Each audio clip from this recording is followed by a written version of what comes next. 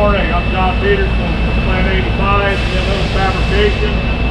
This week's JFI, a couple of our body cell operators, they were fight, change out these indexers, and we had to do a setup. Take us about 4 hours to do a changeover. So they'd have to put a steel bar through here, one guy on each end and a third guy holding the other end because it was side heavy this way. They'd have to lift it into the machine onto the table.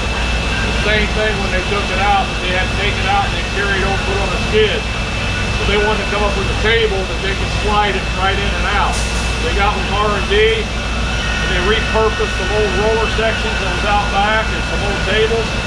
Put this together, so now one guy can roll this in on the roller section right on the table and roll it back off.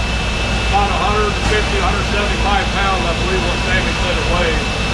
So when they're done, this section of rollers just lifts out, and then it hangs on the back of this until they need it again, and then they just roll this over where it belongs, and that's it.